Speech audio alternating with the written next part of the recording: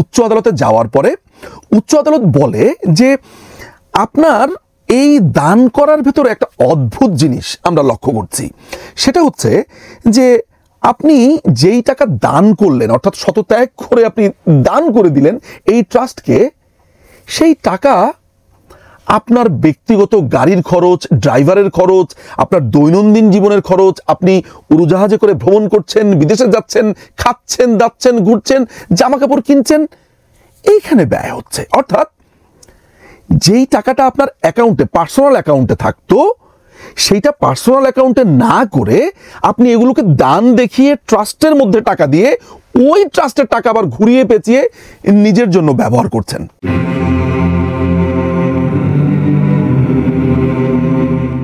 আপনি যখন উপার্জন করবেন, সেই উপার্জিত অংশ থেকে রাষ্ট্রকে কর দেবেন, এটাই স্বাভাবিক। একটা সুনির্দিষ্ট অ্যামাউন্টের বেশি ইনকাম করলেই এই করটা আরোপ করা হয়, এটা সারা পৃথিবীর নিয়ম। শুরুতেই আমি এই পার্সোনাল ট্যাক্স নিয়ে বলবার একটা কারণ হচ্ছে, আজকে যে ব্যক্তির ট্যাক্স নিয়ে কথা বলবো এবং ট্যাক্স চুরি নিয়ে কথা বলবো, সেই মানুষটির নাম মোহাম্মদ ইউনুস। আপনারা যাকে নোবেল লরিয়েট বলেন, নানান ধরনের উপাধিতে ভূষিত করেন। এই মানুষটি তার ব্যক্তিগত উপার্জনের টাকা থেকে যাতে ট্যাক্স না দিতে হয়, সেটির জন্য যত রকমের পন্থা আছে, যত রকমের অসৎ বুদ্ধি আছে, গ্রামগঞ্জে যেটাকে বলে হিটলারি বুদ্ধি, তার প্রত্যেকটি তিনি অ্যাপ্লাই করেছেন। প্রশ্ন করতে পারেন যে নিঝুম ভাই, এগুলো যে বলছেন প্রমাণ কি, কেন বলছেন? বলছি সে কথা। মূল গল্পে যাওয়ার আগে আমরা ইউনুসের সাম্প্রতিক সময় দুটো বক্তব্য একটি দেখে নেব। প্রথমটি তার ট্যাক্স বিষয়ক বক্তব্য। চলুন প্রথমে তার ট্যাক্স বিষয়ক বক্তব্যটা দেখি। আয়কর নিয়ে দুটো কথা বলবো। আপনাদের দেয়া করই দেশের অর্থনীতির মূল চালিকা শক্তি। আপনার আত্মীয় স্বজন, প্রতিবেশী, বন্ধুবান্ধবকে শিখিয়ে দিন কিভাবে ঘরে বসে অনলাইনে রিটার্ন আয়কর জমা দিতে হয়। তরুণ তরুণীদের অনুরোধ করছি এই ব্যাপারে করদাতাদের সাহায্য করার জন্য। কি বুঝলেন? ট্যাক্স দিতে হবে, জনকল্যাণকর, ট্যাক্স দেওয়া উচিত, নানান ধরনের নসিহত এবং ট্যাক্স যাতে সহজে অনলাইনে দিতে পারেন সেটির ব্যবস্থাও তিনি করেছেন, তাই তো? চলুন আরেকটি ভিডিও ক্লিপ আমরা দেখে আসি। বুদ্ধিটা তো বিরাট সম্পদ, টাকার চাইতে অনেক বড় জিনিস। টাকা তো বুদ্ধির পিছে পিছে দৌড়বে। আমরা এখন বলছি টাকা নেই, টাকা নেই। টাকা নেই তো বিষয় না, বুদ্ধি নেই, বুদ্ধি নেই বলতে পারেন। কেন বুদ্ধি থাকবে না আমাদের? বুদ্ধি থাকলেই টাকা। কি বুঝলেন? অর্থাৎ টাকা বানাবার জন্য আপনার বুদ্ধি প্রয়োজন। যিনি বলছেন টাকা নাই, ব্যবসা নাই, এই নাই নাই নাই, অর্থাৎ তার বুদ্ধি নাই বলে টাকা বানাতে পারছে না। ইয়েস, মোহাম্মদ ইউনুসের অনেক বুদ্ধি, এতই বুদ্ধি যে তিনি উপার্জনের টাকা থেকে কিভাবে ট্যাক্স মেরে দিতে হয়, কিভাবে চুরি করতে হয়, এই বুদ্ধি ওনার অসাধারণ। ইউনুস করেছে কি, বিভিন্ন সময়ে নানান ধরনের দাতব্য প্রতিষ্ঠান খুলেছে এবং মজার ব্যাপার হচ্ছে এত নার্সিসিস্ট একটা লোক যে প্রত্যেকটা দাতব্য প্রতিষ্ঠান আবার তার নামে খোলা। যেমন professor doctor Mohammad Yunus trust, Yunus family trust, Yunus centre. কোনোটা খুলেছে 2009 সালে, কোনোটা 2011 সালে, কোনোটা তারপরে, এভাবে। ইউনুস করেছে কি, তার যেই উপার্জিত অর্থ, সেই অর্থ এই তিনটি ট্রাস্টে সে ছড়িয়ে ছিটিয়ে দিয়ে দেয় 2011-12 অর্থ বছর, 2012-13 অর্থ বছর, 2013-14 এই তিনটি অর্থ বছরে। কেন দেয়? সে বলছে, তার যুক্তিতে সে বলছে, আমি মৃত্যু চিন্তাতে আবিষ্ট হয়ে দিয়ে দিয়েছি টাকা এবং শতত্যাগ করে আমার ভাই বোন, আত্মীয় স্বজন, তাদের জন্য আমি টাকা দিয়ে দিয়েছি। এই যে এই কথাগুলো বলছে, এগুলো কোথায় উৎপত্তি হলো, কেন বলছে? বলছি সে কথা। ট্যাক্স অফিস কর অঞ্চল 14 তারা হঠাৎ করে লক্ষ্য করলো যে ইউনুসের যে উপার্জিত অর্থ সেটি চলে যাচ্ছে এই তিনটি ট্রাস্টে। কি হিসেবে? দান হিসেবে, গিফট হিসেবে। তো দানের যে আইনটা আছে 1990 সালে, সেখানে পরিষ্কার করে তার যে ধারা 4-এর 1-এর উপধারা 6 এবং বর্গীয় জ, এই দুটোতে লেখা আছে কেউ যদি মৃত্যু চিন্তা করে তার টাকা শতত্যাগ করে ফেলে এবং তার খুব কাছের আত্মীয় স্বজন, যেমন স্ত্রী বা স্বামী, পুত্র, কন্যা, ভাই বোন, আপন ভাই বোন, তাদেরকে যদি টাকা শতত্যাগ করে দিয়ে দেন, তাহলে ওই টাকার উপরে কোনো ধরনের ট্যাক্স ধার্য করা হবে না। ইউনূসের যেহেতু অনেক বুদ্ধি, সে এই দান করার মতো দানবীরও সাজলো, ট্যাক্সটাও সে ফাঁকি দিল। এই যে আমি একটা সিদ্ধান্তমূলক কথাতে বলছি, আসুন আমরা দেখি আদালত কি বলছে আমি বলবার আগে। প্রথমে যে ট্যাক্সের অফিসের যারা কর্তা ব্যক্তিরা আছে, তারা ইউনূসকে 2013 সালের ডিসেম্বরে নোটিশ পাঠায় এবং বলে আপনি যেই দান করেছেন সেটার উপরে আপনাকে ট্যাক্স দিতে হবে। ইউনূস পাল্টা উত্তর পাঠায় যে না, আমি ট্যাক্স দিব না, কেননা আমি মৃত্যু চিন্তা করে ট্যাক্স দিয়েছি, শতত্যাগ করে দান করে দিয়েছি এবং অন্যান্য টাকা আমি দিয়েছি হচ্ছে আমার স্ত্রীর জন্য, 2 মেয়ের জন্য, ফ্যামিলির জন্য। ট্যাক্স অফিস এটা মানে না। ট্যাক্স অফিস বলে যে আপনাকে ট্যাক্স দিতেই হবে। ইউনূস ওই ট্যাক্স অফিসে আপিলের সিস্টেম আছে, আপিল করে, প্রথম যেই জায়গাটাতে আপিল করতে হয় সেখানে হেরে যায়। ট্যাক্স ডিভিশন বলে যে না, আপনি যেটিকে গিফট বলছেন এটি গিফট না, আপনি ট্যাক্স অ্যাভয়েড করবার জন্য এটা করেছেন। সে তাদের কথা শোনে না, সে ওই একই ট্যাক্স অঞ্চলের আরেকটা সেকশন আছে সেখানে গিয়ে সে অ্যাপিল করে, সেখানেও সে হেরে যায়। এই দুটো জায়গাতে হেরে যাবার পরে তাকে যেতে হয় উচ্চ আদালতে। উচ্চ আদালতে যাবার একটা নিয়ম আছে যে উচ্চ আদালতে আপনি যখন যাবেন তখন একটা সুনির্দিষ্ট পরিমাণ টাকা, অর্থাৎ ট্যাক্স অফিস আপনার কাছে যেই টাকাটা পাবে সেই ট্যাক্সের একটা অংশ আপনাকে দিয়ে যেতে হয়। সেই হিসেবে প্রায় 3.5 কোটির উপরে টাকা দিয়ে সে উচ্চ আদালতে অ্যাপিল করে। আমি এই পর্যন্ত একটু থেমে যাই। আমি আপনাদেরকে জানাই যে এই যে আমি 2011, 12, 13, 14 বছর অর্থ বছরের কথা বলছি, সেখানে সে কত টাকা কোন ট্রাস্টকে দিয়েছে সেটা একটু জেনে নেওয়া দরকার। ইউনূস 2011-12 অর্থ বছরে প্রফেসর ডক্টর মোহাম্মদ ইউনূস ট্রাস্টকে প্রথমে দেয় 56 কোটি 50 লক্ষ টাকা।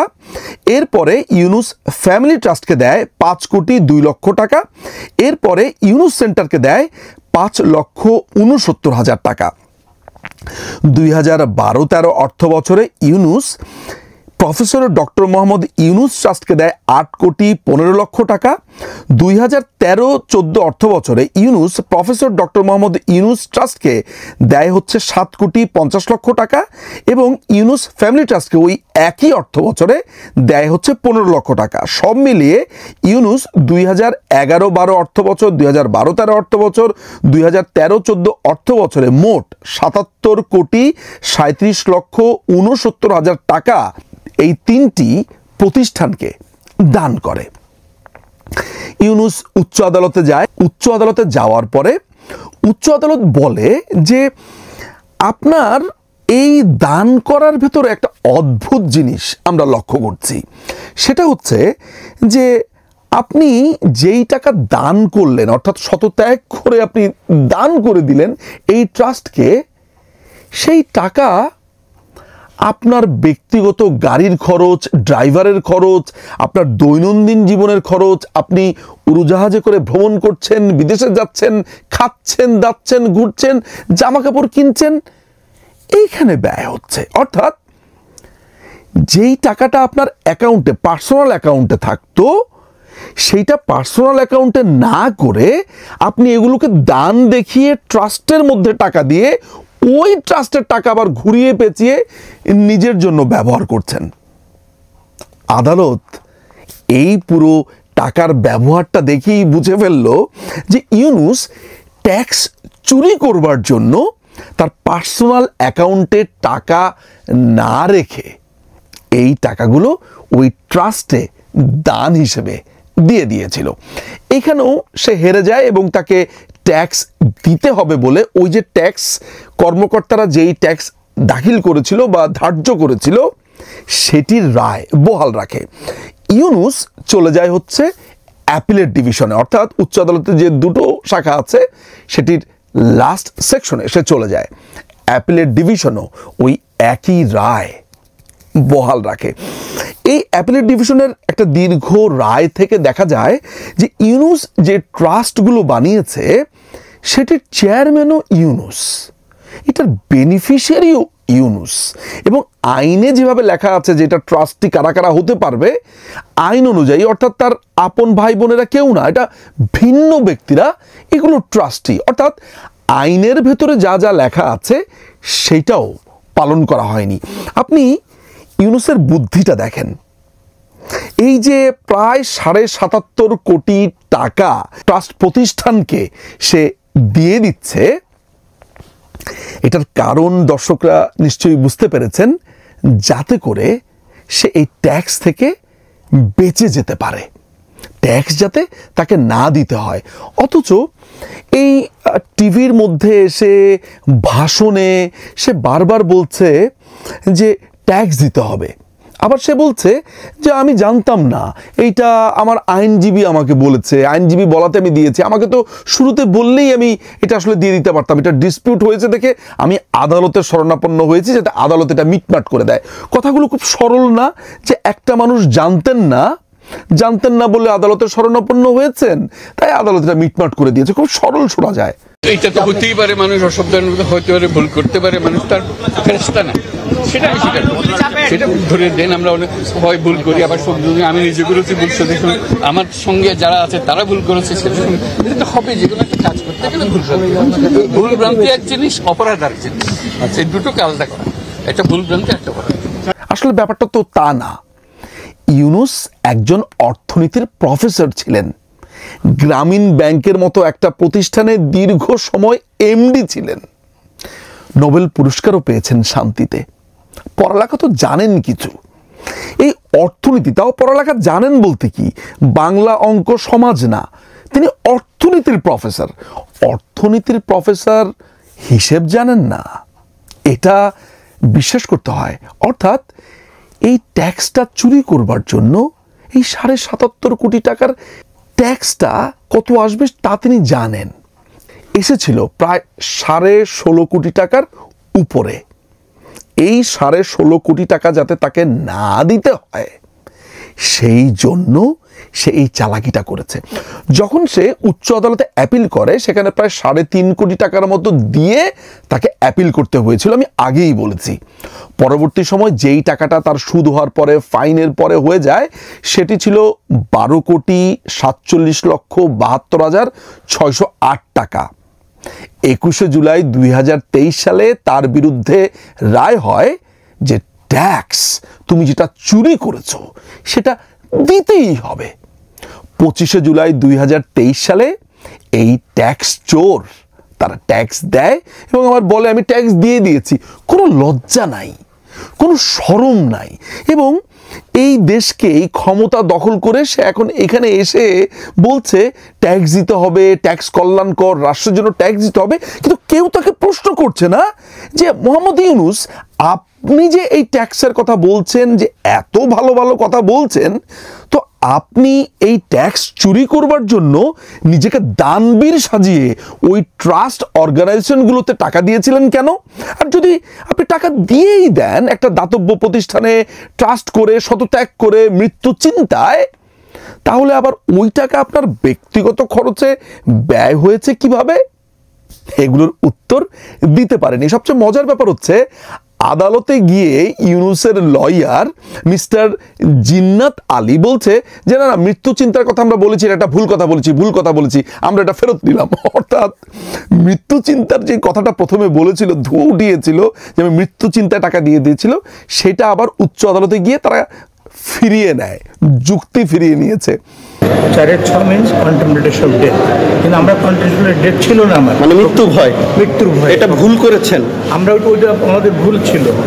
এই অদ্ভুত কর্মকাণ্ডগুলো করেছে, টাকা চুরি করেছে, সরকার যখন আইনের শাসন প্রতিষ্ঠা করতে চেয়েছে, তার থেকে ট্যাক্সগুলো আদায় করতে চেয়েছে, তখন হয়ে গিয়েছিল সরকারের দোষ, তখন হয়ে গিয়েছিল মাননীয় প্রধানমন্ত্রী শেখ হাসিনার দোষ। তিনি খারাপ। কেন তিনি এই নোবেল লরিয়েটকে এত বিরক্ত করছেন? দেশের টাকা মেরে দিবে, চুরি করবে, ট্যাক্স দিবে না, কিচ্ছু দিবে না, কিন্তু তাকে কিচ্ছু বলা যাবে না, কারণ তিনি ডক্টর মোহাম্মদ ইউনূস শান্তিতে নোবেল প্রাইজ পেয়েছেন। কি বলবো প্রিয় দর্শক, এই আলোচনার পরে নিশ্চয়ই আপনাদের বুঝতে সমস্যা হয়নি যে ইউনূস শুধুমাত্র তার নিজের উপার্জিত অর্থের থেকে কিভাবে যাতে ট্যাক্সটা চুরি করা যায় তাই এত বড় নাটক সাজিয়েছে। সেই 2013 সালের ঘটনা 2023-এ, অর্থাৎ দীর্ঘ 10 বছর লাগিয়ে দেশের মানুষকে বঞ্চিত করে, এই ট্যাক্স বঞ্চিত করে সে ইচ্ছে করে এই মামলাগুলো তখন কোর্টে ঝুলিয়ে রেখেছিল। ইউনূসের দুর্নীতির এরকম ক্রমাগত চিত্র আপনাদের সামনে ক্রমান্বয়ে আসতে থাকবে। কিভাবে এই চোরটি নানান রকমের চুরি করে অর্থ আত্মসাৎ করেছে, টাকা পাচার করেছে, টাকা মেরেছে, ট্যাক্স মেরেছে, সব দেখতে থাকুন, চোখ রাখুন আমার ইউটিউব এবং ফেসবুকে। অনেক ধন্যবাদ।